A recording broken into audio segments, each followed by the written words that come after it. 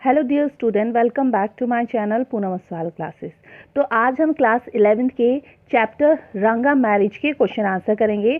तो first question है, comment on influence of English the language and the way of life on Indian life has reflected in the story. What is the narrator's attitude to English.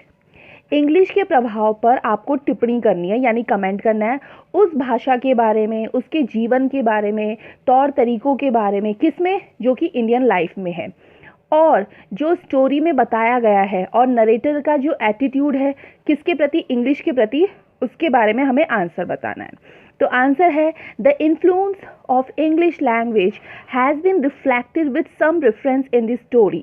The narrator says that most of the people did not know English in the village decades ago, but many people speak English now. जो English language है, यानी जो अंग्रेजी भाषा का प्रभाव है, उसको इस कहानी के माध्यम से हमें दिखाया गया है। कौन सा माध्यम? अंग्रेजी का, और चैप्टर का नाम था रंगा मैरिज।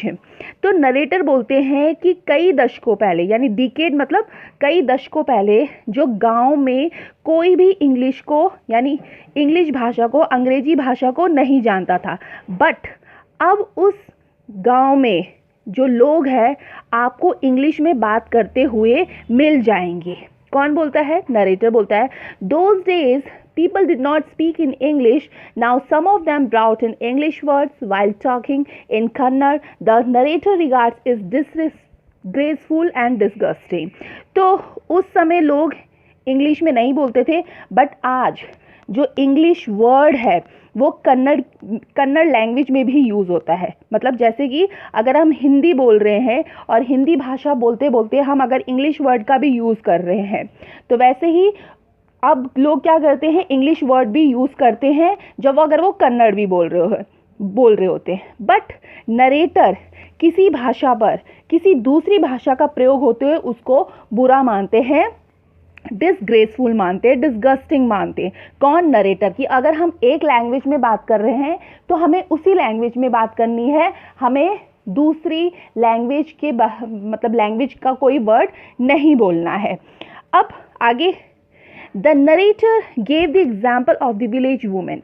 तो इसमें ना नरेटर ने, यानी जो कहानी जिसने रची है, उन्होंने हमें ये बताया है, एक एग्जाम्पल भी दिया है। किसका? एक वुमेन का, एक औरत का। She did not know the meaning of change and left matching to herself. तो उस वुमेन को, उस औरत को ये नहीं पता था कि चेंज का मतलब क्या होता है। चेंज मतलब छुट्टा, वो मतलब नहीं पता था, तो वो थोड़ा सा फुसफुसाती है। कौन? वो औरत। When Rama Rao's son asked her to come next day to take money for a bundle of firewood as he had no change. कब फुसफुसाती है वो? जब रामा राव का जो सन था, उसका जो बेटा था, वो उसको कहता है कि तुम अगले दिन आना क्योंकि उसके पास चेंज नहीं है। तब वो औरत क्या करती है? फुसफुसाती है अपने में ही। और क्यों? क्योंकि उसको नहीं पता होता था कि चेंज का मतलब क्या है। Ranga wanted to marry a much matured girl who understands him. He is of the opinion that a man should marry a girl he admires. He disliked arranged marriage that were prevalent those days. तो जिसमें रंगा है, रंगा एक matured लड़की से शादी करना चाहता था जो कि उसको समझ सके, उसके ओपिनियन को जान सके, वो उसको एडमायर कर सके। कौन? रंगा। और उसको डिसलाइक, यानी उसको बिल्कुल भी पसंद नहीं था क्या? अरेंज मैरिज, जो कि उस टाइम पे हुआ करती थी। तो यानी इसमें नरेटर ने हमें ये बताया है कि नरेटर का एटीट्यूड कैसा है, किसके प्रति? शादी के प्रति वो क्या क्या करता है, और लैंग्वेज के प्रति कि नरेटर क्या सोचता है कि अगर हम किसी भाषा पर किसी दूसरी भाषा का प्रयोग नहीं करना चाहिए, वो बहुत ज़्यादा क्या होता है?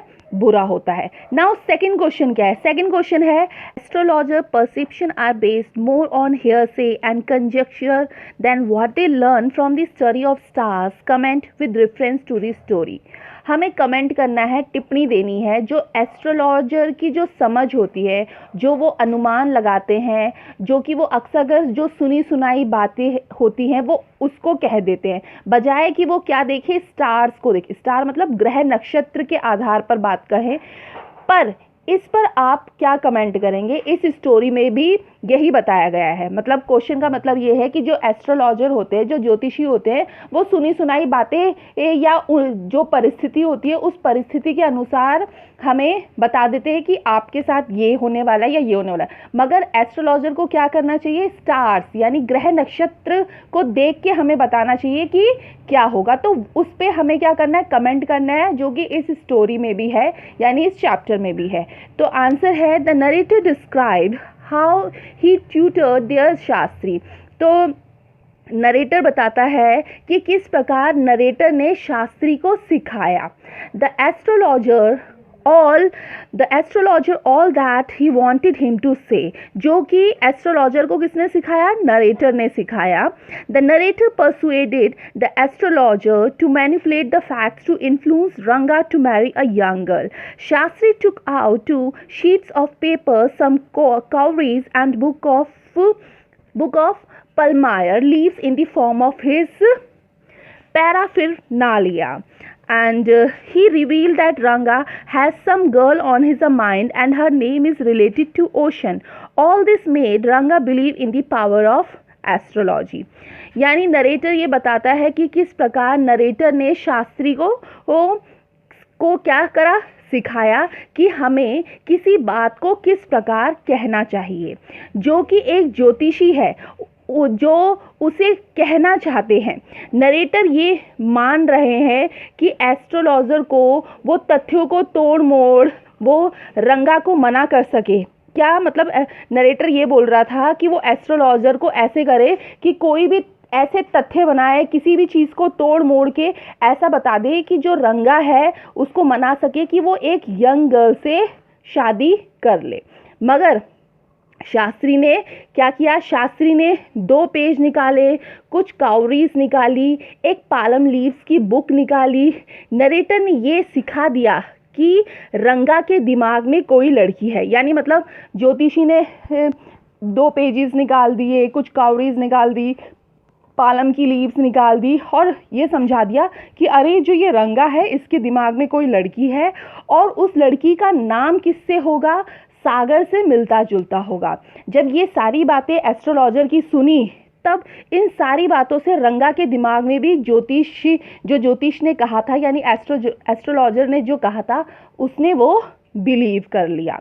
नेक्स्ट अब क्या होता है, the incident in the story show that astrologer perception are based more on hearsay and conjecture than what they learn from the study of the star। यानी इस इंसिडेंट से हमें ये पता चला है कि जो एस्ट्रोलॉजर है उसको जैसा कहा, उसको सुनाया, उसको बोला गया कि तथ्यों को तोड़ मोड़ के परिस्थिति के अनुसार तुम ऐसा बोलो, यानी नरेटर ने उसको ट्यूटर्ड यानी सिखाया, एस्ट्रोलॉजर ने वैसे ही कहा, ना कि उसने क्या कहा, उसने स्टार्स को यानी ग्रह नक्षत्र देकर ऐसा कुछ भी नहीं कहा।